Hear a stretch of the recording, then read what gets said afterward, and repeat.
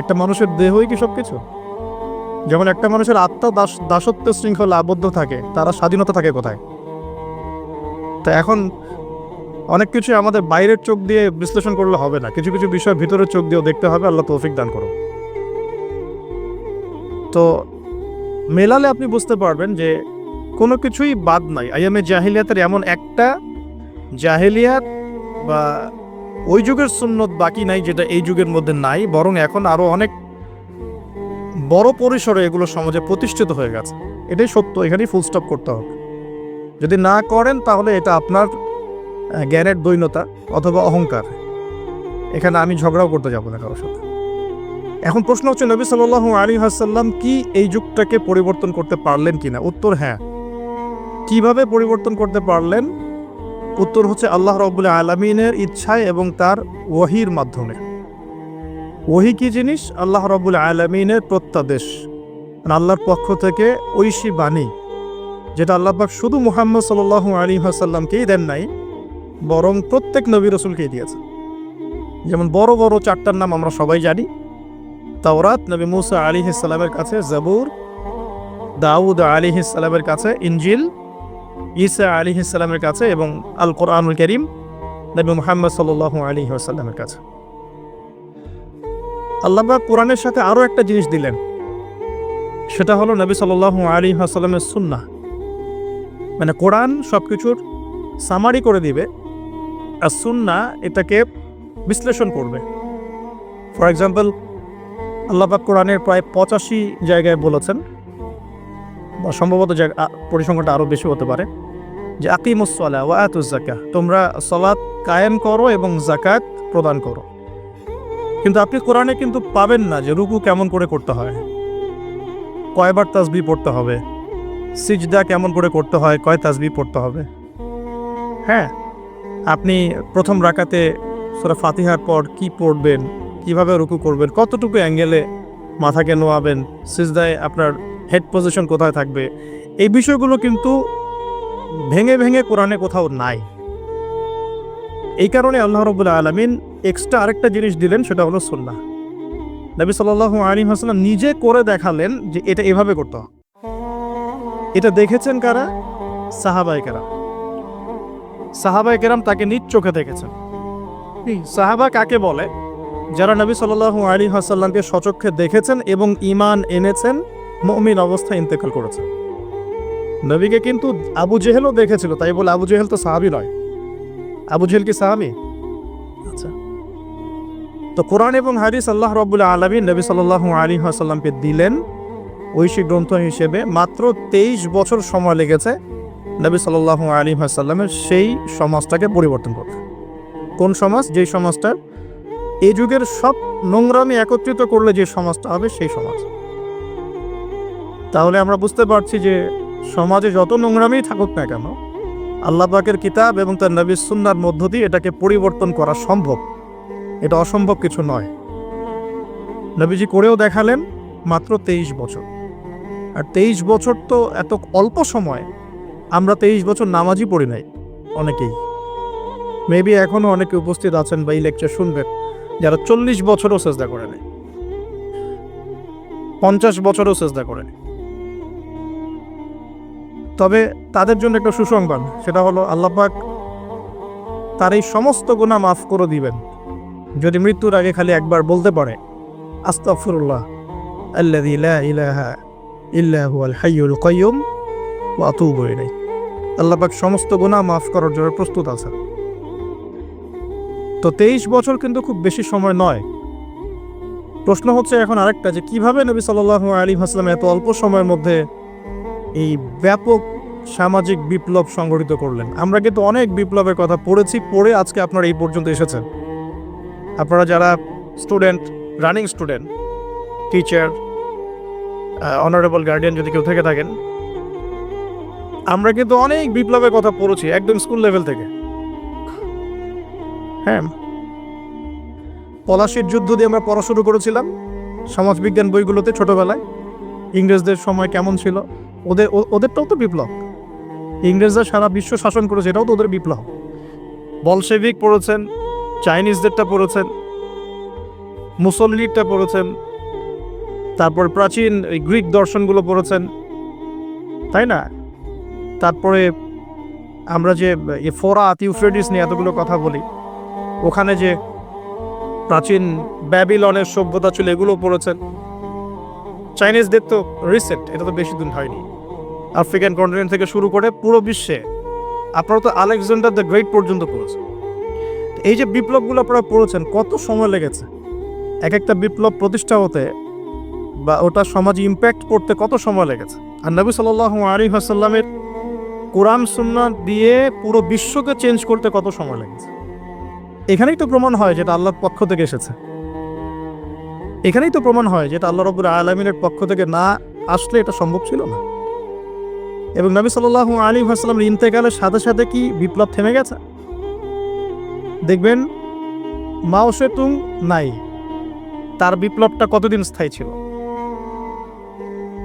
Soviet এখন নাই, history হয়ে গেছে, কিন্তু তাদের ইন্তেকালের পর তাদের আদর্শটা কতদিন লাস্ট করলো পৃথিবীতে। গ্রিকরা এখন নাই, পার্সিয়ানরা এখন নাই, তাদের ইন্তেকালের পরে তাদের রেভলিউশনগুলো কতদিন ছিল ওয়ার্ল্ডের বুকে। আর নবী সাল্লাল্লাহু আলাইহি ওয়াসাল্লাম ইন্তেকাল করেছেন আজকে থেকে, আমি যে লেকচার দিচ্ছি এখন থেকে নিয়ে প্রায় 1450 বছর আগে। এখন পর্যন্ত তার অনুসারীদের সংখ্যা কমে নাই, দিন দিন বাড়ছে। এটাই তো প্রমাণ হয়, এটাই তো প্রমাণ হয় যে নবী সাল্লাল্লাহু আলাইহি ওয়াসাল্লাম যে মানদণ্ডের সমাজ পরিবর্তন করেছেন এটা আল্লাহর পক্ষ থেকে এসেছে। এটা আল্লাহ পাক রেখেছেন পৃথিবীতে বলেই আছে, ওগুলোকে আল্লাহ পাক রাখেন নাই, তাই নাই। তো কাজের কথা আসি, নবী সাল্লাল্লাহু আলাইহি ওয়াসাল্লাম একা একা এই সমাজটা পরিবর্তন করেন নাই। প্রথম কথা, তিনি যখন হেরা গুহায় আল্লাহ পাকের ওহী আসছে, প্রথম যে ওহীটা এসেছে সেটা হলো ইকরা, নবী আপনি পড়ুন বিসমি রাব্বিকাল্লাযী খালাক, আপনার সেই রবের নামে যিনি আপনাকে সৃষ্টি করেছেন। এখান থেকে আমরা বুঝতে পারছি সমাজ পরিবর্তন করতে হলে পড়াশোনার কোনো বিকল্প নাই। উপকারী যে কোনো বিদ্যাই পড়াশোনা, উপকারী যে কোনো জ্ঞানই পড়াশোনা, তবে সব পড়াশোনাই কোরআন সুন্নাহ ভিত্তিক নয়। কিছু আছে বৈষয়িক পড়াশোনা। বৈষয়িক লেখাপড়া করতে আল্লাহ পাক আমাদেরকে নিষেধ করেননি, কোরআন সুন্নাহ নিষেধ করছে না। কিন্তু কোরআন এবং সুন্নাহ ইসলাম চাচ্ছে আপনার পড়াশোনার জ্ঞানটাকে আপনি আল্লাহর জন্য কাজে লাগান, দ্যাটস অল, আর কিচ্ছু না। টেক্সটাইল বলেন, মেডিকেল সায়েন্স বলেন, ইঞ্জিনিয়ারিং বলেন, হ্যাঁ পলিটিক্যাল সায়েন্স বলেন, জিওপলিটিক্স বলেন, কোনো সাবজেক্ট স্টাডি করতে কোরআন সুন্নাহ আপনাকে নিষেধ করছে না। আমরা কেন কনজাস্টেড চিন্তা করি? বরং আমি বলি আপনারা বড় স্বপ্ন দেখবেন। আল্লাহ পাক শুধু এতটুকু চাচ্ছেন আপনি আল্লাহর দেয়া ইলম অনুযায়ী আমল করছেন কিনা, এবং সেই জ্ঞানটাকে আপনি দিনের জন্য কতটুকু কাজে লাগাচ্ছেন। ওই প্রফেশনের থেকে রিজিক অর্জন করে সেই রিজিকের কতটুকু আপনি আল্লাহর পথে ব্যয় করছেন, আল্লাহ পাক এটা দেখতে চায় না। হালাল যে কোনো প্রফেশনই আল্লাহর কাছে সম্মানের। তো অনেক সময় আমরা নামাজ কালাম শুরু করলেই কিছুটা হীনমন্যতে ভোগা শুরু করি। আমি কি তাহলে ট্র্যাক চেঞ্জ করে দিব? ট্র্যাক চেঞ্জ করে আমি কি আবার মক্তবে ভর্তি হব? আমি কি আবার মাদ্রাসায় আসবো? আমি কি আবার দাওরা দিব? সবাই সব কিছু করতে পারবে না, আর সবাইকে আল্লাহ পাক সব কিছু করতে বলেন উনি। সমাজে নির্দিষ্ট একটা অংশের মানুষকে আল্লাহ পাক বলেছেন যে তারা দ্বীনের জ্ঞান চর্চা করবে, তারা বড় বড় আলেম হবে, মুজতাহিদ হবে, ফকিহ হবে, মুহাদ্দিস মুফাসসির হবে, তারা বাকি জনগণকে লিড দিবে ধর্মতাত্ত্বিক ক্ষেত্রে। এবং যে যে প্রফেশনে থাকবে সেখানে যদি তারা সৎ থাকে, তাদের কাজে অনেস্ট থাকে এবং ওই রিজিকটাকে আল্লাহর পথে ব্যয় করে, ওই জ্ঞানটাকে আল্লাহর জন্য কাজে লাগায়, ইনশাআল্লাহ দুনিয়াতেও সফল হবে, পুরো জাতি ঐক্যবদ্ধভাবে জান্নাতে যাবে ইনশাআল্লাহ। অনেক জাতি কিন্তু একসাথে জান্নাতে যাবে, কারণ তারা সেভাবেই তাদের দুনিয়ার জীবনটাকে সাজিয়েছিল। তো নবী সাল্লাল্লাহু আলাইহি ওয়াসাল্লাম একা করেন নাই, সাহাবীদেরকে নিয়ে করেছেন। প্রথম ওহীটা এসেছে পড়াশোনা কেন্দ্রিক। সো আমাদের সবাইকে প্রচুর পড়াশোনা করতে হবে, এটা আমার প্রথম নসিহত আজকে। আমাদের সবাইকে প্রচুর পড়াশোনা করতে হবে, প্রচুর প্রচুর, মানে আমি কত প্রচুর বোঝাচ্ছি এটা আমি নিজেও ব্যাখ্যা করতে পারবো না। জাস্ট এতটুকু বলবো যে এখন আমার কাছে যা মনে হয় যে কোরআন এবং সুন্নাহর এই জ্ঞানের যে সাগর, এখানে আমি কেবল হাতড়ে বেড়াচ্ছি, ভালো করে সাঁতারও কাটতে পারছি না, ডুব দিয়ে নিচ থেকে মণিমুক্তা তোলা তো আমার জন্য অনেক বহুত দূর কি বাত, মানে এটা বলে না যে বহুত দূর কি বাত, তো এটা অনেক গভীর। আমরা দুই একটা চটি বই পড়ে নিজেদেরকে অনেক বড় কিছু ভাববো না। আমরা কয়েকটা বইয়ের অনুবাদ পড়েই নিজেকে অনেক বড় কিছু ভাববো না। ওইদিকে আমি পড়ে আসছি কিভাবে পড়াশোনা করতে। আমাদের পড়াশোনা করতে হবে অনেক বেশি। যে পড়াশোনাগুলো আপনারা করছেন এগুলো তো করবেনই, পাশাপাশি ইসলাম জানার জন্যেও 4টা 5টা 10টা বই যথেষ্ট না। ক্লাসিক্যাল সিলেবাস ফলো করে পড়াশোনা করতে হবে। তা আমরা প্রথম শিখলাম নবী সাল্লাল্লাহু আলাইহি ওয়াসাল্লাম সামাজিক এই জাহিলিয়াত দূর করার জন্য আগে জ্ঞান চর্চার তাগাদা দিয়েছেন। এটা আল্লাহ পাকের ওহী এবং রাসূল সাল্লাল্লাহু আলাইহি ওয়াসাল্লামও বলেছেন, তালাবুল ইলমি ফরিদাতুন আলা কুল্লি মুসলিম। তো সবাই জানেন মাশাআল্লাহ, প্রত্যেক মুসলমানের উপরে জ্ঞান অর্জন করাটা ফরজ করা হয়েছে। এটা নফল কিছু নয়, ফরজ। এখন নবী সাল্লাল্লাহু আলাইহি ওয়াসাল্লাম ওহী নিয়ে বাসায় চলে আসলেন। খাদিজা রাদিয়াল্লাহু আনহা তাকে সান্ত্বনা দিলেন যে আপনার কোনো টেনশন নাই, আপনি ভয় পায়েন না, ইত্যাদি ইত্যাদি। ওয়ারাকা বিন নাফেলের কাছে নিয়ে যাওয়া হয়েছে। ওয়ারাকা বিন নাফেল তিনি বলেছেন যে তোমার কাছে যে ফেরেশতা এসেছিল তার নাম নামুস বা জিবরাইল আলাইহিস সালাম, যে নবী মুসা আলাইহিস সালামের কাছেও এসেছিল। তবে এখন তোমাকে তোমার কওম বের করে দিবে, এখন তোমাকে তোমার কওম বের করে দিবে। যদি আমি ওই দিন জীবিত থাকি যেদিন তোমার কওম তোমাকে বের করে দিবে, আমি তোমাকে বড় রকম সাহায্য করব। এই কথাটা বলেছেন ওয়ারাকা বিন নওয়াফেল। সহিহ বুখারীর 2য় পৃষ্ঠায় এটা আছে, ওহী অধ্যায়ে। নবী সাল্লাল্লাহু আলাইহি ওয়াসাল্লাম অবাক হয়েছিলেন এই সময়, জিজ্ঞাসা করেছিলেন যে আওয়া মুখরিজিয়া, তারা কি আমাকে বের করে দিবে? আওয়া মুখরিজিয়াহুম, তারা কি আমাকে বের করে দিবে? তো ওয়ারাকা বিন নাফেল বলেছিলেন এর আগে যার কাছেই এই ফেরেশতা এসেছেন তাকেই তার কওম বের করে দিয়েছে। এখান থেকে একটা মন শক্ত করা কথা শুনতে হবে, সেটা হচ্ছে যদি আপনি সত্যিকারের ওহী কোরআন এবং সুন্নাহর উপর থাকতে চান তাহলে সমাজ আপনাকে স্বাভাবিকভাবে মেনে নেবে না, বিকজ সমাজটা জাহিলিয়াতের। আপনি রিবার এগেনস্টে কথা বলবেন, তারা আপনাকে মেনে নেবে না। আপনি পুরো বিশ্বে মুসলিমদের উপর যে নির্মম নির্যাতন এর এগেনস্টে কথা বলবেন, তারা আপনাকে মেনে নেবে না। আপনি ধর্মতাত্ত্বিক ক্ষেত্রে মুসলিমদের মধ্যে যে সমস্যাগুলো নিয়ে কথা বলবেন, সবাই আপনাকে বন্ধুরূপে গ্রহণ করবে না। যদি তাদের ক্ষমতা থাকে তাহলে আপনাকে বেরো করে দিতে পারে, যদি ক্ষমতা না থাকে তাহলে মনে মনে হিংসা করতে পারে, ট্র্যাপে ফেলতে পারে, অনেক কিছুই করতে পারে।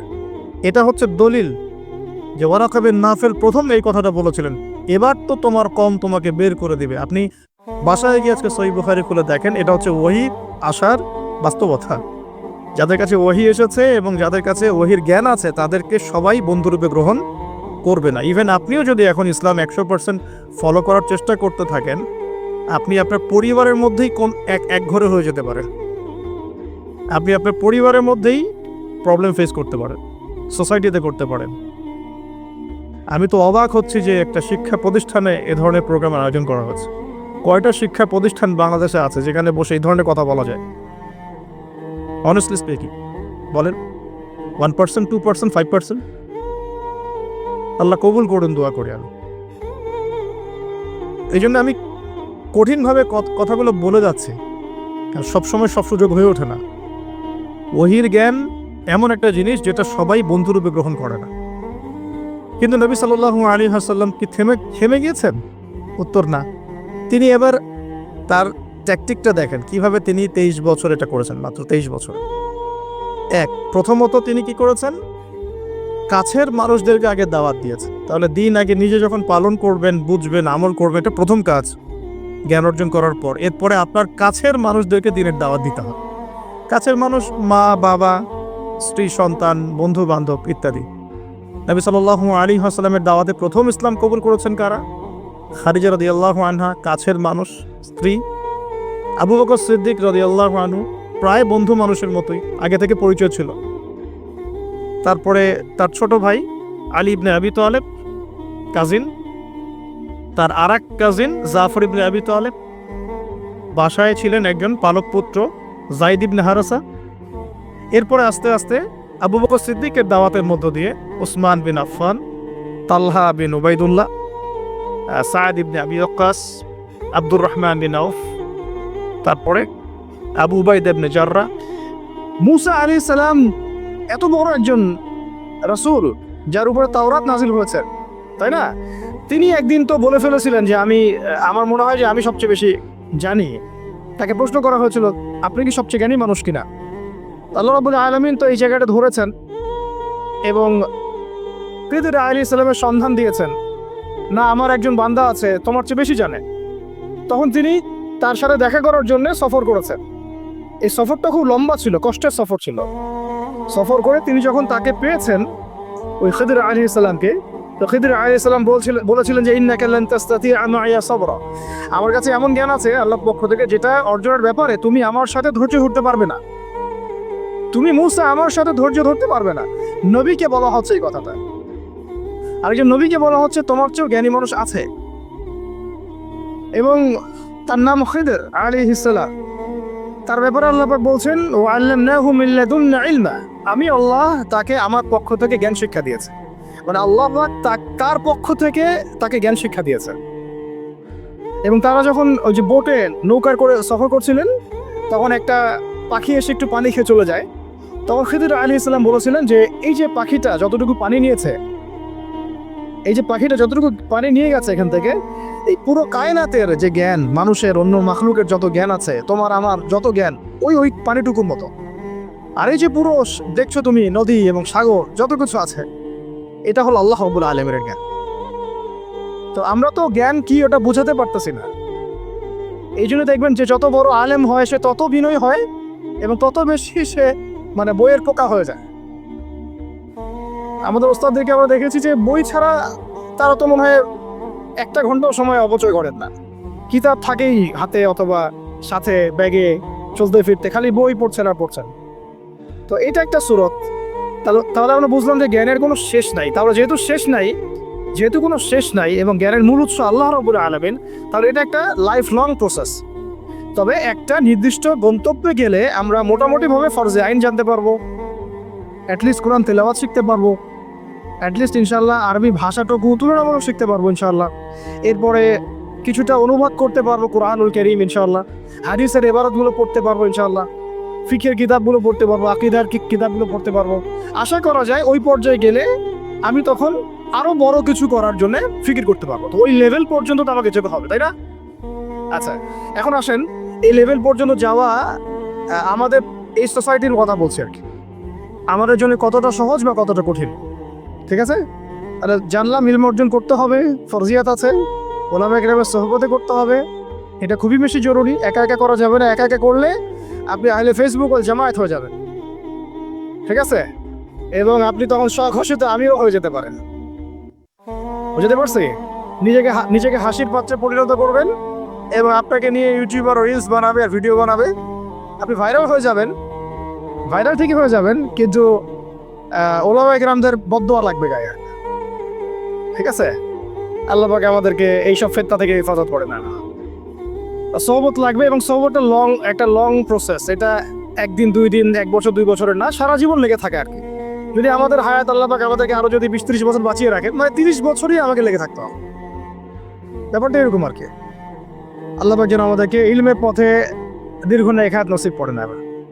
এরপরে আসেন, আমরা জানলাম যে এখন শিখতে হবে কি, অন্তত পক্ষে আল কোরআনুল কারীমের বিশুদ্ধ তিলাওয়াত, তারপরে আরবি ভাষা, কোরআনুল কারীমের যে ব্যাকরণ, এতটুকু ব্যাকরণ, অনুবাদ, পাশাপাশি হাদিসের কিতাব পড়ার যোগ্যতা অর্জন করা, ফরজে আইনের জ্ঞান তো অর্জন করবেনই, ফিকহের জ্ঞান অর্জন করা, আকীদার জ্ঞান অর্জন করা, সিরাত গুরুত্বপূর্ণ সাবজেক্ট কি, সিরাতের জ্ঞান অর্জন করা, ইসলামের ইতিহাসের জ্ঞান অর্জন করা, ইসলামী অর্থনীতির জ্ঞান অর্জন করা, এবং এর পাশাপাশি বর্তমান বিশ্বের অর্থনীতি, বিশ্ব ব্যবস্থা, ভূগোল, ভূ রাজনীতি, এগুলো আমাদের তো জানা আছে মোটামুটি, যেহেতু আমরা জেনারেল ব্যাকগ্রাউন্ড থেকে আসছি।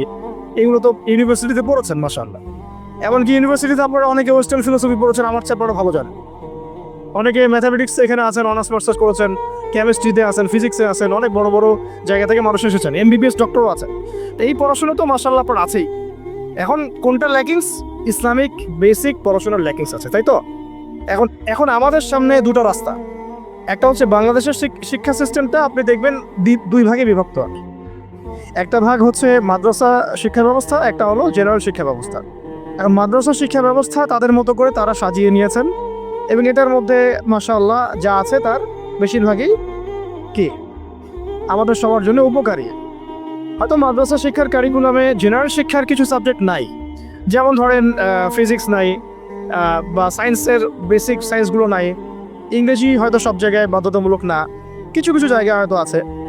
তারপরে ভূরাজনৈতিক প্রেক্ষাপটগুলো নাই, ইকোনমিক্সের পড়াশোনাটা কম, মানে যে পড়াশোনাগুলো এখন ওয়ার্ল্ডকে ডিল করতে প্রয়োজন হচ্ছে এগুলো কিছু কিছু ক্ষেত্রে কোনো কোনো মাদ্রাসায় নাই। আর যে মাদ্রাসাগুলো পুরোপুরি আধ্যাত্মিক, ঠিক আছে, ইলম এবং তাসাউফে পরিপূর্ণ, ওই মাদ্রাসাগুলোতে এই সাবজেক্টগুলোর প্রয়োজনও নাই। কারণ ওইটা যদি ওখানে ঢোকানো হয় তখন সেখানকার রুহানিয়াত নষ্ট হয়ে যাবে। এই সেন্সে ওগুলো এভাবে আছে, এটা পারফেক্ট আছে। হয়তো তারা যখন আলেম হয়ে যাবেন, দাওরা হাদিস পাস করবেন, মানে ইফতা দিয়ে ফেলবেন, এরপরেও তারা চাইলে কিন্তু ইংরেজিতে একটা কোর্স করতে পারেন, আইসিডির কোর্স করতে পারেন, তাই না, কম্পিউটার সায়েন্সের কোর্স করতে পারেন। এভাবে তারা তাদের সেলফ স্কিল ডেভেলপমেন্ট করতে পারেন। তো ওইদিকে তাদেরকে আর কোনো রকম চাপ দেওয়ার সুযোগ নাই বা দেওয়ার দরকারও নেই, উচিতও না। আমাদের দিকে আসেন, বাকি সাবজেক্ট আরেকটা ডিপার্টমেন্ট হচ্ছে জেনারেল ডিপার্টমেন্ট, তাই না? এখন আমাকে একটা প্রশ্ন উত্তর দেন যে মাদ্রাসা ব্যাকগ্রাউন্ডের স্টুডেন্টদের সংখ্যা বেশি না জেনারেল ব্যাকগ্রাউন্ডের স্টুডেন্টের সংখ্যা বেশি?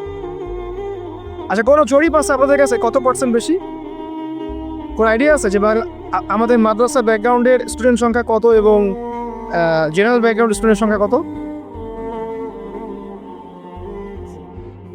জি, মোটামুটি কাছাকাছি গিয়েছেন আপনি। 25% আমাদের দেশে মাদ্রাসা ব্যাকগ্রাউন্ডের মানুষ আছে। কত পার্সেন্ট? 25%। 75% হচ্ছে আমাদের জেনারেল ব্যাকগ্রাউন্ডের মানুষ। কোন ব্যাকগ্রাউন্ডের? জেনারেল ব্যাকগ্রাউন্ড, মানে আপনারা যারা আমাদেরকে মানে ইংরেজি শিক্ষিত বলেন আর কি, তাই না? এটা হচ্ছে 75%। আরেকটা বিষয় নোটিস করেন, সেটা হচ্ছে বাংলাদেশের পলিটিক্স, বাংলাদেশের সংবিধান, বাংলাদেশের সংসদ সদস্য, এমপি মন্ত্রীরা, অর্থনীতির সিস্টেম, ব্যাংকার, ফাইন্যান্স যারা ডিল করেন, গার্মেন্টস সেক্টর যারা ডিল করেন, যারা সমাজের নেতৃত্ব দিচ্ছেন, ঠিক আছে, তারা সবাই, তাদের দেখা যায় 98%ই জেনারেল ব্যাকগ্রাউন্ড থেকে আসছেন, ঠিক আছে? আচ্ছা, বাকি 25% মানুষ আমাদের মাদ্রাসা ব্যাকগ্রাউন্ডের সাথে সম্পৃক্ত, এখান থেকে ওলামায়ে কেরাম প্রডিউস হচ্ছেন, তারা আমাদেরকে নীতি, নৈতিকতা, দিন, ইসলাম এগুলো শিখাচ্ছেন। একটা জিনিস আমি খেয়াল করেন, যদি আপনি কোনো আলেমকে বলেন যে আপনারা হয়তো 10 জন আছেন, এখানে 10 জনের মধ্যে ধরেন যে 8 জন হচ্ছে আলেম বা মাদ্রাসা ব্যাকগ্রাউন্ডের, 2 জন হচ্ছে জেনারেল ব্যাকগ্রাউন্ডের, তখন ওই 2 জন জেনারেল ব্যাকগ্রাউন্ডের কাউকে ওলামায়ে কেরাম ইমামতির দায়িত্ব দিবেন না। দিবেন কি? নামাজি ইমামতের দায়িত্ব দিবেন? কেন দিবেন না? কারণ তারা খুব ভালো করে জানেন এটা অনেক সমস্যা হতে পারে, তিলাওয়াতে ভুল হতে পারে, অর্থ বিকৃত হয়ে যেতে পারে, বা তার চেয়ে অনেক যোগ্য ব্যক্তি সামনে আছেন, তাই তো? দেখেন, মসজিদের ইমামতির দায়িত্বের ক্ষেত্রে আমরা জেনারেল ব্যাকগ্রাউন্ডের মানুষকে কিন্তু অতটা প্রায়োরিটি দিব না। স্বাভাবিক, যত ভালোই তেলাওয়াত আপনি করেন না কেন, যত ভালোই আপনি মানে কোরআনের হিপ করেন না কেন, দেখা যাবে যে না, সেখানে ওলামায়ে কেরামদেরকেই প্রাধান্য দেওয়া হবে। এটা দেওয়াই উচিত, এটাই স্বাভাবিক, এটাই হবে। কিন্তু আমার একটা প্রশ্ন আছে, মসজিদ, মাদ্রাসা, ওয়াজ মাহফিলের প্যান্ডেল, লেকচারের এই মানে ডায়াসগুলো, এই জায়গাগুলোতে দেখা যাচ্ছে আমরা জেনারেল ব্যাকগ্রাউন্ডের মানুষদেরকে অতটা প্রায়োরিটি দিচ্ছি না, সঙ্গত কারণেই দিচ্ছি না।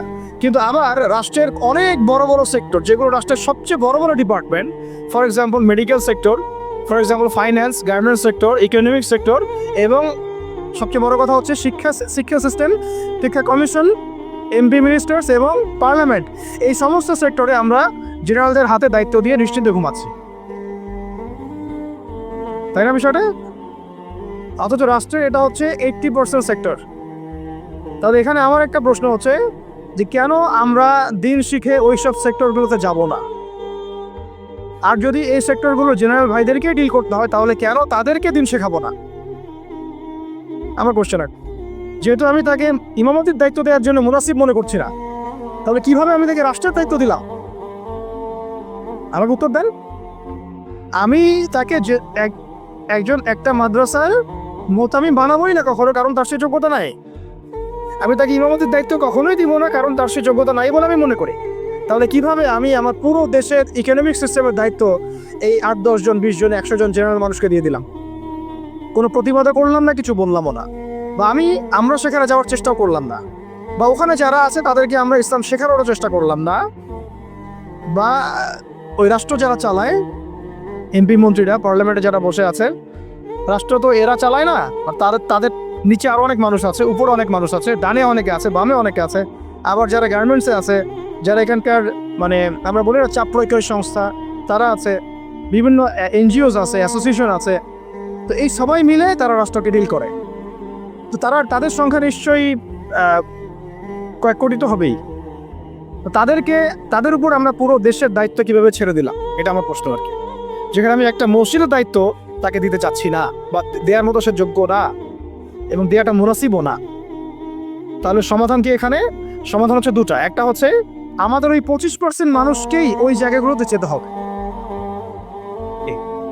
ওই 25% মানুষকেই শুধু মসজিদ, মাদ্রাসা এবং মক্তব এইসব জায়গায় সীমাবদ্ধ না রেখে আস্তে আস্তে গ্র্যাজুয়ালি শিক্ষা কমিশনে, শিক্ষা ডিপার্টমেন্টে, সাংস্কৃতিক ডিপার্টমেন্টে,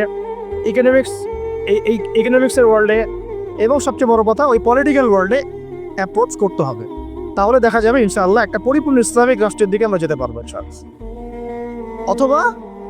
অথবা এই সেকশনে যে মানুষগুলো আছে তাদেরকে মহব্বতের সাথে কাছে ডেকে বা তাদের কাছে দিনকে সহজলভ্য করে এমনভাবে তাদেরকে তৈরি করা যেন তারা ওই লেভেলে গেলে রাষ্ট্র যেন বিপথে না যায়। ঠিক যেমন আমি মসজিদ সামলাতে পারছি, সে যেন যোগ্যতা নিয়ে রাষ্ট্র সামলাতে পারে। এই কাজটা কিন্তু আসলে আমার মনে হয় না খুব বড় স্কেলে কখনো হয়েছে, বা আমাদেরকে এটা ফিকির আমরা করেছি, আল্লাহ আমাদের তৌফিক দান করে দেন। এখন রাস্তা হচ্ছে দুটো, একটা হচ্ছে কি আপনার জেনারেল শিক্ষা এবং মাদ্রাসা শিক্ষা। এটা নিয়ে আমি কথা বলছি না, মাদ্রাসা শিক্ষা নিয়ে, জেনারেল শিক্ষা নিয়ে এখন আপনাদের সাথে কথা আর কি। এটা হচ্ছে একটু করা হবে, হজম করতে হবে, একটু হজম করতে হবে আর কি। আমরা যখন দেখেন সময় আছে হাতে, আমরা যখন জন্মগ্রহণ করেছি একটা সেকুলার পরিবারে, আমাদের বেশিরভাগই ইসলামিক কোনো ফ্যামিলিতে হয়তো জন্ম নেয় নাই। এমনই হয়, মাদ্রাসা ব্যাকগ্রাউন্ড হলো আলাদা হিসাব। যারা জেনারেল লাইনের ছাত্র আর কি, তারা কিন্তু বেশিরভাগই সেকুলার পরিবারগুলো থেকে আসছেন আর কি। পরিবার আমাদেরকে শিখিয়েছে ছোটোবেলা থেকেই যে প্রে নার্সারি 1, 2, 3 থেকে পড়াশুরু করতে হবে, আস্তে আস্তে আমি কি করব, বৃত্তি পরীক্ষা দিব 5-এ, দেন 8-এ, তারপরে আমি এসএসসি যাব, এইচএসসি যাব, অনার্স মাস্টার্স করে আমি অনার্স মাস্টার্সের আগে তো বিয়ে করা যাবেই না, হারাম, তাই না? হারাম করে দেওয়া হয়েছে আর কি সমাজ থেকে। তারপরে চাকরি খুঁজবেন আপনি, জুতা ক্ষয় করবেন আরও 2-3 বছর, কেউ বিসিএস ক্যাডার হবেন, কেউ ইঞ্জিনিয়ারিংয়ে যাবেন, কেউ ডক্টর হবেন। মানে জন্মের আগে পিঠে একটা সিল মারা হয়, হয় বিএনপি না হলে আওয়ামী লীগ, আর না হলে সিল মারা হয় ডাক্তার আর ইঞ্জিনিয়ার, তাই না? এটা স্বপ্ন। অথবা সরকারি কোনো চাকরি পেতে হবে। এইভাবে এই মেজাজে কিন্তু আমাদেরকে গড়ে তোলা হয়েছে। তো এইভাবেই চলছিল, সব কিছু চলছে বিগত প্রায় 40-50 বছর থেকে এইভাবেই চলছে। জেনারেল লাইনের পড়াশোনাগুলোর কথা বলছি আর কি। এর আগে অবস্থা যদি এমন ছিল না, আর ওই সময় জেনারেল লাইনের পড়াশোনার মধ্যেও ইসলামিক অনেক বিষয় ছিল, যেটা আস্তে আস্তে আস্তে আস্তে বিভিন্ন সরকার এসে তাগুদ এসে এটাকে সরিয়ে দিয়েছে। এখন এই সিস্টেমের মধ্যে বুকে হাত দিয়ে বলেন তো ভাই, যে আপনারা কত বছর পড়াশোনা করেছেন? মিনিমাম 20 বছর, মিনিমাম 20 বছর। এবং প্রত্যেকটা ক্লাসে আপনাদেরকে 8টা-10টা করে বই পড়ানো হয়েছে, আমাদেরকে পড়ানো হয়েছে। এবং এই বইগুলোর মধ্যে বেসিক ইসলাম তো কখনো ছিলই না। আমরা প্রাইমারি পাস করেছি, ক্লাস 5 পর্যন্ত। প্রাইমারি পাস করা বাংলাদেশের কোটি কোটি স্টুডেন্টকে যদি আপনি সূরা ফাতিহার তিলাওয়াত ধরেন, তারা বলতে পারবে না। এটা বাস্তবতা। প্রাইমারি পাস করা ছেলে বাংলাদেশে হয়তো কয়েক কোটি হবে, তাদেরকে যদি আপনি শুধুমাত্র কোরআন তেলাওয়াতটা ধরেন বিশুদ্ধ করে, তাদের বেশিরভাগই পারবে না। আমি চ্যালেঞ্জ করতেছি, যারা পারবে তারা শিখেছে কোনো মক্তবে বা কোনো মাদ্রাসায় বা কোনো হুজুরের কাছে। তারা ইনস্টিটিউশনালি শেখে নাই, একাডেমিক্যালি শেখে নাই, তাদের সিলেবাসে এটা ছিল না, এখনও নাই, পরিবর্তিত বাংলাদেশেও নাই। ভবিষ্যতে যারা সরকারে আসবে তারাও রাখবে কিনা আমরা জানি না। অথচ এটা নাকি মুসলিম কান্ট্রি, এবং 16 কোটি নাকি আমরা মুসলিম, এটা নাকি ইসলামিক কান্ট্রি। ইসলামিক কান্ট্রির শিক্ষা ব্যবস্থায় প্রাইমারি স্কুল পর্যন্ত আমার বাচ্চা কোরআন তেলাওয়াত শিখতে পারেনি, আমরাও পারি নাই। আমাদের বাবা মা আমাদেরকে শিখিয়েছেন কোনো কওমি মাদ্রাসার আলেমের কাছে বা মক্তবে। আগে বলেছি আমরা মক্তবে, তারপরে কওমি মাদ্রাসা যাওয়া আসা করতে করতে তেলাওয়াত শিখেছি। ওটা স্কুলে আমরা শিখি নাই। কোরআন বাদ দিয়ে সবই শিখেছি স্কুলে, অঙ্ক, বাংলা, ইংরেজি, সমাজ বিজ্ঞান, ধর্ম, সবই। এমনকি শারীরিক শিক্ষা, আমার তো মনে আছে আমাদের প্রাইমারি স্কুলে তখন সঙ্গীত একটা সাবজেক্ট ছিল, চারুকারুকলা একটা সাবজেক্ট ছিল। তাহলে আমরা সব শিখছি, ললিত কলা পর্যন্ত শেখানো হচ্ছে, কিন্তু সেখানে কোরআন নাই। মানে খাদ্য, বস্ত্র, বাসস্থান, শিক্ষা, চিকিৎসা, মৌলিক যে চাহিদাগুলো এর মধ্যে কোরআন স্থান পায় নাই, নাউযুবিল্লাহ। মানে কোরআন মুসলিমদের মৌলিক অধিকার নয়, তারা এটাই বোঝাতে চাচ্ছে। তা আমি বললাম না শুরুতে যে এই রাষ্ট্র শুধু পলিটিক্যালি সেকুলার রাষ্ট্র নয়, বরং এটা এডুকেশনালিও এটা একটা সেকুলার রাষ্ট্র, ইকোনমিক্যালি এটা একটা সেকুলার রাষ্ট্র। শুধুমাত্র পলিটিক্যালি এটা একটা সেকুলার রাষ্ট্র নয়, শিক্ষা ব্যবস্থায়ও এটা সেকুলার। আচ্ছা, এরপরে আপনি যদি এই প্রাইমারি স্কুলের সমস্ত শিক্ষকদেরকেও বসান, দেখবেন শিক্ষকরা পর্যন্ত কোরআন তেলাওয়াত করতে পারছে না, বেশিরভাগে তারা জাতের শিক্ষক। হাই স্কুলে চলে যান, আমরা হাই স্কুলে পড়েছি না ভাই, মিনিমাম 8টা বই তো ছিল কাঁধে। ওই ছোটোবেলায় ব্যাগটা ঘরে ধরিয়ে দেওয়া হতো, 8টা 10টা বই, তারপরে খাতা থাকতো, ডায়েরি থাকতো, কোরআন থাকতো কি বলেন, কায়দাটাও কি ছিল, আম্মা পাড়াও কখনো ছিল, একটা ধর্ম বই ছিল, ইসলাম ধর্ম। পরে রেজিম এসে ওটাকে দিয়েছিল ইসলাম ও নৈতিক শিক্ষা। তার কাছে মনে হচ্ছিল যে ইসলাম নৈতিক না, নৈতিক যোগ করতে হবে, নাউযুবিল্লাহ নাকি সে নৈতিক শব্দ যোগ করেছিল আর কি, মনে আছে কিনা বলে গেছে। আচ্ছা, তো আমাদের ওই ব্যাগের মধ্যে কোরআন ছিল না। এখন ছিল না তার মানে দেখেন, ক্লাস 6 থেকে, প্রাইমারি শেষ, ক্লাস 6 থেকে নিয়ে 10 পর্যন্ত আপনি কি এই 5-6 বছরে 6টা সূরা মুখস্থ করছেন কিনা বলেন? স্কুলে হাই স্কুলে করেছেন না? আর বাকি কি সাবজেক্ট পড়েছে এটা তো আপনারা জানেন, ফিজিক্স, কেমিস্ট্রি, বায়োলজি ওখানে অ্যাড হয়ে গেছে। পর্যায় সারণী আমাদের ভাইদের মুখস্থ, hydrogen, helium, lithium, beryllium, boron, carbon, nitrogen, আর কি রে, ক্লোরিন, নিয়ম, হ্যাঁ ভুলে গেছি আমি। এটা মুখস্থ ছিল আমারও। পদার্থবিজ্ঞানের যে আপনার কি সূত্রগুলো আছে, একেবারে ইজি এমসি স্কোয়ার পর্যন্ত সব মুখস্থ আমাদের। হায়ার ম্যাথ, কঠিন সাবজেক্ট ছিল না, হায়ার ম্যাথের সব সূত্র আমাদের মুখস্থ, ত্রিকোণমিতি, পরিমিতি সব গিলা শেষ। এদিকে বাংলা বই খুললে দেখা যায় বঙ্কিমচন্দ্র, শরৎচন্দ্র, হ্যাঁ, তারপরে আরো কত চন্দ্র, সব চন্দ্রই। আপনারা পড়েন না এগুলা?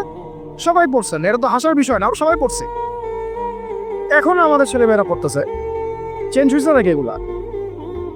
এখানে আমাদের সময় তো একটা গদ্য ছিল মহানবী, ওইটা উপর উঠাই দেওয়া হলো, ছিল কবিতা ওমরে ফারুক, কাজী নজরুল ইসলামের, ওইটা উঠাই দেওয়া হলো। মাইনাস করতে করতে করতে করতে একেবারে প্রথমে দেখেন রাজনৈতিক পশ্চিমা মতাদর্শ ঢুকিয়ে দিয়েছে, মানে দেশ থেকে রাজনৈতিক অবস্থান থেকে ইসলাম মাইনাস। তারপরে অর্থনীতির মধ্যে সুদ ঢুকাই দিল, অর্থনীতির মধ্যে থেকে ইসলাম মাইনাস। তারপরে সংস্কৃতির মধ্যে দিয়ে দিল যে বিজাতীয় সংস্কৃতি, ভারতীয় সংস্কৃতি, পশ্চিমা সংস্কৃতি, সংস্কৃতির মধ্যে থেকে ইসলাম মাইনাস। এরপরে শিক্ষায় হাত দিল, শিক্ষায় হাত দিয়ে আস্তে আস্তে মাইনাস করতে করতে করতে এখন শরীফ থেকে শরীফা, এই জায়গায় নিয়ে আসছে আর কি আপনাদেরকে, আমাদেরকে আর কি। এই হলো শিক্ষা ব্যবস্থা। কোন দেশের, যে দেশের 90% মানুষ নাকি মুসলিম বাই বার্থ। আমরা ইসলাম মানে মুসলিম পরিবারে জন্মগ্রহণ করতে পেরেছি, তো তাহলে ইসলামের হালতটা আমরা বুঝি, বোঝার চেষ্টা করি কি অবস্থা চলছে। মানে আমরা তো অনেক সময় মনে করি, এটা একটু বুঝেন, আমরা অনেক সময় মনে করি কি যে আমি, আমার এই ভাই, ওই ভাই, ওই ভাই, আমরা একটা কমিউনিটির মধ্যে আছি, পুরো দেশটাই মনে হয় আমাদের মতো। আসলে এই ক্যাপটিভ ওয়ার্ল্ড থেকে বের হয়ে যাবে, সামাজিকভাবে ডিল করতে যাবেন, দেখবেন সমাজে রন্ধ্রে রন্ধ্রে জাহিলিয়াতগুলো ঢুকে আছে। আমার ঘর থেকে বাইরে বের হন, তারপর দেখেন সমাজটা কেমন, মসজিদ থেকে বাইরে বের হন, দেখেন সমাজটা কেমন। আপনি বড় বড় কর্পোরেট ওয়ার্ল্ডগুলোতে ঢুকে দেখেন কি পরিমাণ খেয়ানত আর দুর্নীতি। পলিটিক্যাল জগতে ঢুকেন, তাহলে বুঝবেন যে মানুষ কত খারাপ হইতে পারে, কত জালেম হইতে পারে। প্রশাসনের মধ্যে ঢুকেন, তাহলে বুঝবেন কিভাবে মানুষ এত বড় বড় খুনি হইতে পারে। তো আমাদের ক্যাপটিভ চিন্তা থেকে বের হতে হবে, আল্লাহ আমাদেরকে তৌফিক দান করে নেন। এটা আপনারা পারবেন, বিকজ আপনারা এই ওয়ার্ল্ডগুলো ডিল করেন। যদি আপনারা ইসলামিক জ্ঞানে আলোকিত হন, তাহলে আপনাদের ওটা সম্ভব ইনশাআল্লাহ। তা আমরা দোয়া করি আল্লাহ যেন তৌফিক দান করে। তো এটা গেল হাই স্কুল। আচ্ছা, হাই স্কুলে তো এ প্লাস তো সবাই অটো পাস নাকি না? আচ্ছা, এবার আসেন হাই স্কুলের এই সবগুলো বাচ্চাকে যদি আপনি একটা জায়গায় বসান, তাদের 90% সূরা ফাতিহা বিশুদ্ধ করে পড়তে পারবে না। চ্যালেঞ্জ করতেছে, যারা পারবে তারা কোথায় শিখছে? স্কুলে, কলেজে, না সরি, স্কুলে শেখা নাই, কলেজেও শেখা নাই, শিখেছে হয়তো মক্তবে অথবা মাদ্রাসায় বা বাসায় কোনো টিচার রেখেছে, বা 3 দিন তাবলিগ কথা সময় দিয়েছে, এক চিল্লা দিয়েছে এক ভাই, ওই চিল্লাতে শিখে ফেলছে। স্কুল তাকে শেখাতে পারে নাই, ব্যর্থ, পুরো সিস্টেমই ব্যর্থ। এবার এই হাই স্কুলের সব টিচারদেরকে বসান একটা জায়গায়, তাদেরকে বলেন স্যার ম্যাডামদেরকে যে sir madam please kindly recite only সূরাতুল ফাতিহা ফ্রম দ্য গ্লোরিয়াস কোরআন। এতটুকু বলেন যে ভাই স্যার বা ম্যাডাম আপনি শুধু কোরআন থেকে সূরাতুল ফাতিহাটা আমাদেরকে বিশুদ্ধ করে তেলাওয়াত করে শোনান। দেখেন আপনি 80% টিচার পারে কিনা। আই ডোন্ট থিঙ্ক সো, আমি মনে করি না তারা পারবে। এবং আমি এটা হলফ করে বলতে পারবে না ইনশাআল্লাহ। এরপর আরও উঁচুতে যান, এরপর কোথায় ভর্তি হয়েছে? কলেজে এইচএসসি দিবেন। এইচএসসি পর্যায় পর্যন্ত এই সব ছেলে মেয়েদেরকে বসান। এই সব ছেলে মেয়ের এইচএসসির পরে মানে এসএসসির পরে তাদের তো দুটো হাতের জায়গায় 4টা পাখা গজায় যায়। তখন তারা দেখবেন যে দেদারসে ফ্রি মিক্সিং, দেদারসে জেনা, দেদারসে মাদক, দেদারসে মারামারি, দেদারসে পলিটিক্স সবই করতেছে, শুধুমাত্র ইসলামিক জ্ঞান অন্বেষণ করা বাদ দিয়ে। ইল্লা মাশাআল্লাহ কিছু ভাইকে আল্লাহ হেদায়েত দেন, তারা ফিরে আসেন। ওই টিচারদেরকেও বসান, সেম রেজাল্ট পাবেন আপনি।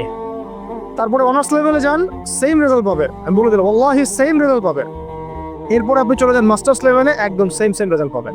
তাহলে এই যে 20 থেকে 22 বছর সময় শর্ত, আমি শর্ট করলাম, আর অনেক কথা ছিল বলতে চাইছিলাম।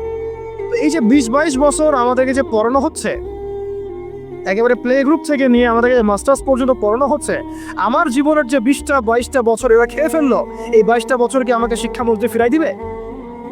এই 22টা বছর কি আমাকে শিক্ষা কমিশন ফিরাতে পারবে? এই 22টা বছর কি আমাদের এই এমপি মন্ত্রীরা আমার 22 বছর, আপনার 22 পুরো 16 কোটি মানুষের মধ্যে 5-6 কোটি তো স্টুডেন্ট ছিল, সবার জীবন থেকে 20টা করে বছর তারা খেয়ে ফেলছে। তাহলে এক অনন্ত মহাকাল তারা খেয়ে ফেললো। এবং সেই সময়গুলোর মধ্যে তারা আমাদেরকে কোরআন শিখতে দিল না, আরবি ভাষাও শিখতে পারলাম না, কোরআনের তাফসীর তো দূরের কথা, অনুবাদও শিখতে পারলাম না, নাহু সরফের বেসিক জ্ঞান শিখতে পারলাম না, হাদিস তো এবারত দেওয়া তো বহু দূরের কথা, হাদিসের মানে জাস্ট রিডিং পড়াটুকু আমি শিখতে পারলাম না। আকিদার কোনো দার্স হলো না, সিরাত শেখা হলো না, ফিকহ তো শেখাই হলো না, উসুল তো বহুত দূর কি বাদ। তাহলে যে বেসিক সাবজেক্টগুলো সেগুলো আমরা শিখতে পারলাম না। অথচ এই বেসিক সাবজেক্টগুলো না শিখলে কেউ আলেম হওয়া তো বহু দূরের কথা, সে তালেবে ইলম হইতে পারবে না। কি হতে পারবে না? তালেবে ইলম হইতে পারবে না। তার মানে কি হলো? তার মানে হচ্ছে এই দেশের শিক্ষা ব্যবস্থা ইসলামের শিক্ষাকে বৃদ্ধাঙ্গুলি দেখাইছে। শিক্ষা ব্যবস্থার মধ্যে ইসলামের কোনো দরকার নাই। ইসলাম শিখতে হলে মাদ্রাসা যাও, ওই ওখানে মসজিদে যাও, ওই মক্তবে যাও, বাসায় প্রাইভেট নিয়ে পড়ো। আমাদের এই লাখ লাখ স্কুলে, লাখ লাখ কলেজে, লাখ লাখ ইউনিভার্সিটি, হাজার হাজার বিশ্ববিদ্যালয়ে ইসলামের কথা বলতে আসবে না। শিক্ষা আমরা যা বুঝি তাই। তাহলে এটা কি কুফর না? আল্লাহ পাক যে জ্ঞানের মূল উৎস, আল্লাহ রাব্বুল আলামিন যে বলে আল্লামাল ইনসানা মা লাম ইয়ালাম, আল্লামাল ইনসানা মা লাম ইয়ালাম, আমি মানুষকে সেই জ্ঞান শিক্ষা দিয়েছি যা মানুষ জানতো না। তাহলে জ্ঞানের মূল উৎস আল্লাহ। তো আল্লাহকে ডিনাই করে, আল্লাহকে অস্বীকার করে যে শিক্ষা সিস্টেম চলেছে, এটা কি ইমানের উপর চলেছে না কুফরের উপর চলেছে? তাহলে শিক্ষার মধ্যে শিরক আছে, কুফর আছে, বোঝাতে পারলাম কি একটু? সেম ইকোনমিক্স নিয়ে যদি একদিন কথা বলি, দেখবেন এখানেও আল্লাহকে বাদ দিয়ে অর্থনীতি সাজানো হয়েছে, আর রাজনীতি করা বাদ। ওটা পুরোটাই ডুবে আছে তাগুদের উপরে, পুরোটাই তাগুদের সিস্টেমের উপর। এই জন্য 50 বছর 60 বছর, আমি তো বললাম চ্যালেঞ্জ করলাম আরো 50 বছর সময় নেন, আরো 50 বছর সময় নিয়ে এই সিস্টেমগুলো দিয়ে দেখেন ইসলাম কতটুকু কায়েম হয়। সিরাত ছাড়া কোনো রাস্তা নেই আমাদের কাছে, ওটা অন্য আলোচনা। এখন প্রিয় ভাইরা, তাহলে এই বাস্তবতার মধ্যে আমরা পড়ে গেছি। আল্লাহ রাব্বুল আলামিন আমাদেরকে হয়তো অনেককে অনার্স লাইফে, কাউকে ইন্টার লাইফে, কাউকে মাস্টার্সের পরে হেদায়েত দিয়েছে। এই তো হয়তো কারো হেদায়েতের মাধ্যম হচ্ছে তাবলিগ জামাত, কারো হেদায়েতের মাধ্যম হচ্ছে অনলাইনে কোনো লেকচার, কারো হয়তো জীবনে কোনো ধাক্কা, হ্যাঁ, কারো হয়তো কি একাকিত্ব, কারো হয়তো বেকারত্ব, এক একজনের এক এক সুরতে হেদায়েত কিন্তু এসেছে। অনেক আছে মাদকাসক্ত ছিল, হেদায়েত পেয়েছে, কিছু একটা হয়েছে জীবনে, আল্লাহকে চিনতে শিখেছে। কারো তো একটা স্বপ্ন দেখেও সে হেদায়েত পেয়েছে, একটা স্বপ্ন দেখেও সে হেদায়েত পেয়েছে। আমাদের এক ভাই বলছিল, আমি এক স্বপ্ন দেখেছিলাম যে স্বপ্নের মধ্যে আমি মনে হচ্ছে যে মরে যাচ্ছি। ওই দিন আমি ঘামা শুরু করলাম, সেদিন থেকে উঠে আমি ফজর নামাজ শুরু করেছে, আজকে থেকে নামাজ ছাড়ি না। এমন অনেক ভাই কিন্তু আছে, মানে আমি বোঝাতে চাচ্ছি এক এক মানুষকে আল্লাহ পাক এক এক স্রোতে হেদায়েত দিয়েছেন। কাউকে একটা দার্সে বসে হেদায়েত দিয়েছেন, কেউ মিডিয়ার মাধ্যমে পেয়েছে, কেউ কোনো বই পড়ে পেয়েছে। এখন কথা হচ্ছে আমরা পেয়েছি কত বছর পরে, 25-26, কারো বয়স 25, কারো 26, কারো 30, কারো 20, কারো আরও বেশি, কেউ তো হয়তো এখনও পান নাই, এমন অনেকে আছেন। তাহলে আমাদের জীবনের হায়াতই বা কত হতে পারে? সর্বোচ্চ 60 বা 70 বা 80 বা 100 বছর তো আশা আমরা কেউ করি না, ঠিক আছে? গড় আয়ু এই উম্মার 60 বছর থেকে 65 বছর। এখন তাহলে বাকি আছে কতটুকু? যদি ধরি 20 বছর 25 বছর, তাহলে এখনও যদি এই বাকি 20 বছর আমি দিনের জ্ঞান শেখার জন্য ওয়াকফ করতে না পারি, তাহলে আমার চেয়ে বোকা পৃথিবীতে দ্বিতীয় কোনো মানুষ নাই। এই চেতনা জাগ্রত করার জন্য এতগুলো কথা বলা, যে এখনও যদি আমরা ওই আগে যেভাবে 25 বছর 30 বছর কাটিয়ে এসেছি, সেম স্টাইলে যদি কাটাতে চান ওই 3টা ধোকায় পড়ে, তাহলে ওয়াল্লাহি আমার আপনার মতো বোকা এবং আহাম্মক মানুষ পৃথিবীতে আর কেউ নাই। তাহলে বাকি সময়টুকু কাজে লাগে ইনশাল্লাহ। আর কাজে লাগাবেন কিভাবে, এই হচ্ছে লাস্ট কথা। আজানের আগে লাস্ট কথা হচ্ছে এটা, কাজে লাগাবো কিভাবে। আর কাজে লাগানোর জন্য আপনার কাছে আমার ক্ষুদ্র জ্ঞানে কয়েকটা অপশন আছে। এক হচ্ছে আপনি কোনো একজন বরেণ্য আলেমকে ধরেন, আলেমকে ধরে তার দরবারে, তার দার্সে, তার মাদ্রাসায় পড়ে থেকে ইসলাম শিখেন, যেটা হয়তো সবার জন্য সম্ভব হবে না, তবে এটাই সবচেয়ে মুনাসিব পদ্ধতি। কেন বললাম? কারণ সালাফগণ এইভাবেই দিন শিখেছেন। ওলামায়ে কেরাম এর দরবারে দার্সে পড়ে থাকতেন, তাদের মাদ্রাসায় পড়ে থাকতেন, তাদের খেদমত করতেন, তার সাথে চলাফেরা করতেন, যেভাবে হোক ইলম শিখতেন। ইলম মানে তো শুধু লিখার পড়া না, ইলম মানে অনেক কিছু।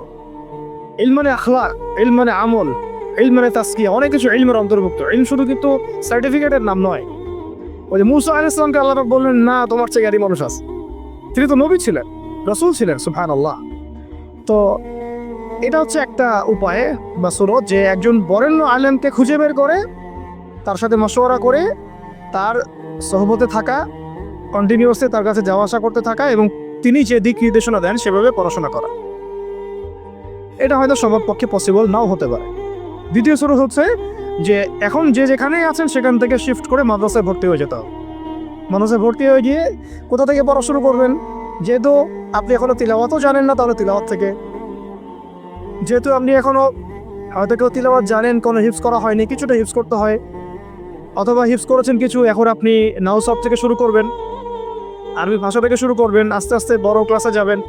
এখন আপনারাই জানেন ভালো করে যে আপনারা কোন পর্যায়ে আছেন। দেখা যাবে বেশিরভাগই কোরআন তেলাওয়াত এখনো বিশুদ্ধ করে পড়তে পারছে না, বেশিরভাগই আরবি ভাষাও জানছে না। তাহলে এখন কি আপনাদের এই বয়সে মাদ্রাসায় শিফট করা পসিবল কিনা? বেশিরভাগের ক্ষেত্রে কি পসিবল? দেখা যাবে হয়তো 5% 10% পারবেন, বাকিরা কিন্তু পারবেন না। তাহলে তাদের কি সুরত?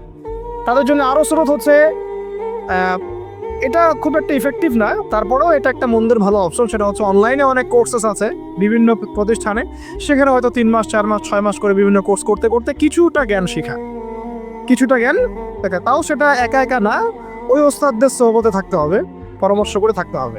অনলাইনের একটা সেকশন হতে পারে, এই সেকশনে আমরা ইলম শিখতে পারি ইনশাআল্লাহ। এটা একটা সেকশন হতে পারে, এটা নিয়ে আমি পরে কথা বলছি ইনশাআল্লাহ। মাগরিবের পরে প্রশ্ন উত্তর পড়বে, কিছু কথা হবে ইনশাআল্লাহ এটা নিয়ে। 4 নম্বর সুরত হচ্ছে অফলাইনে মাদ্রাসায় ভর্তি না হয়েও ওলামায়ে কেরামের সোহবতে, তাদের তত্ত্বাবধানে এইরকম 6 মাস 3 মাস 1 বছর 2 বছর এরকম কিছু কোর্সের মধ্য দিয়ে শরিয়া গ্রাজুয়েশনের দিকে যাওয়া, শরিয়া গ্রাজুয়েশন কোর্সের মধ্য দিয়ে, অথবা ইসলামিক ডিপ্লোমার কোর্সের মধ্য দিয়ে, বা সাবজেক্ট ওয়াইজ বিভিন্ন কোর্সের মধ্য দিয়ে আপনি একটু একটু করে জ্ঞান শিখতে পারবেন। এটা একটা সুরত হতে পারে। আরেকটা হতে পারে যে তাবলিগের সময় দিয়ে, বেশি সময় দিয়ে ওলামায়ে কেরামদের সোহবত এখানে পাবেন, ওইখানে আবার কোরআন তেলাওয়াত থেকে শুরু করে আস্তে আস্তে একটু একটু করে আগানো। তো মূল পড়াশোনা কিন্তু এই 4-5টা মাধ্যমের মধ্যে ওই দুইটাই। একটা হলো আপনার মাদ্রাসা শিফট হয়ে ভর্তি হয়ে পুরো ক্লাসিক্যাল সিলেবাসে পড়াশোনা করা, যেটা বেশিরভাগের ক্ষেত্রে পসিবল হয় না। আরেকটা হলো ওলামায়ে কেরামদের কোনো একজন, অন্তত একজনকে ধরে রেখে, তার সাথে নিসবত রেখে যাওয়া আসা করতে করতে তার কাছে জ্ঞান শিখতে থাকা। এছাড়া কিন্তু জেনারেল শিক্ষিত এই ভাইদের জ্ঞান শেখার খুব একটা রাস্তা আমার জানা মতে আমার চোখে পড়ে না। বাকি যেটা আপনাদের সামনে পড়ে সেটা হলো আহলুল ফেসবুক ওয়াল জামাআহ, যেটার মধ্য দিয়ে আপনারা জ্ঞান শিখবেন না, বরং জাহালাত শিখবেন। অল্প কিছু জ্ঞান শিখতে পারেন, অমুক একটা লেকচার দিচ্ছে, ভাই আপনার একটা লেকচার শুনলাম, এই কথা বলছেন, ওই কথা বলছেন, এইগুলো জাস্ট বিচ্ছিন্ন একটা কাটিং পিস আর কি। আমরা এই যে আজকে যে লেকচারটা হলো, এই লেকচারটা হয়তো পুরোটা অনলাইনে আপনি কখনো পাবেনও না, এমন হতে পারে। হয়তো এখান থেকে কেউ একজন অল্প কিছু অংশ দিয়ে দিচ্ছে, ওই অংশটুকু নিয়ে মানুষ ভাইরাল করে রেখে দিল। অথচ এখানে যে আরো অনেক আলোচনা হয়েছে এটা কিন্তু আর কেউ বুঝতে পারলো না, জানতে পারলো না। একইভাবে যারা এই ফেসবুকিং করে আর ইউটিউবিং করে তাদের বেশিরভাগ কিন্তু দিনের জ্ঞানে পাণ্ডিত্য অর্জন করে নাই, তাই তাদের ম্যাক্সিমামই জানে না কোন অংশটুকু প্রচার করতে হবে আর কোনটা প্রচার করতে হবে না। এই কারণে তারা এমন এমন অংশ প্রচার করে যেটার প্রচার করলে ওদের কাছে মনে হয় ভিউজ বেশি হবে। ওই ভিউজের ধান্দায় গিয়ে তারা সমাজে ফিতনা ছড়ায় দেয়। আর একটা বিতর্কিত বক্তব্য কারো চলে গেলে আমাদের তো একটা দায়িত্ব আছে, বিতর্কিত বক্তব্য আসলে আমাকে আবার কাউন্টার দেওয়াই লাগবে। তখন বিভিন্ন আলেম আবার বসে বসে ওয়াজ মাহফিলে কাউন্টার দেওয়া শুরু করবে। আবার ওই কাউন্টার পিসগুলোকে নিয়ে তারা আবার রিল তৈরি করবে, টিপ তৈরি করবে, করে আবার কাউন্টার ভিডিও দিবে। এই চলতে থাকবে, মূল আলোচনা থেকে জাতি বঞ্চিত হয়ে গেল। তো এই জগৎটাতে আপনি ইলম পাবেন না, বরং বেশিরভাগই জাহালাত পাবেন। তার প্রিয় ভাইরা এবং বোনদেরকেও বলছে একই সাথে, বোনদের কথা বলতে ভুলে গেছে, আমার মনে ছিল না যে এখানে কিছু বোন আছে। এখন এটা হলো আপনাদের সুরত, আপনাদের কাছে তাও কিছু সাহসিকতা আছে যে ঠিক আছে আমি জব ছেড়ে দিলাম বা আমি আমার পড়াশোনা ছেড়ে দিলাম, দিয়ে আমি মাদ্রাসায় ভর্তি হয়ে গেলাম। এই সাহস তো করে অনেকদিনই ভাই, করে না? করছে। অনেকে বলছে ঠিক আছে আমি অফলাইনে শিখবো, ওস্তাদের কাছে শিখবো, 6 মাস 6 মাস 1 বছর 2 বছর যা লাগে লাগুক আমি শিখবো। এরকম সাহস কিন্তু অনেকদিনই ভাই দেখান। অনেকে আমরা অ্যাভেলেবল আলেমকে পান, তাদের সোহবতে যেতে পারেন, তাদের সাথে কথা বলতে পারেন, বাট বোনরা কি করবে? তাদের তো সাপ্তাহিক তালিম ছাড়া আর কিছুই করার থাকে না।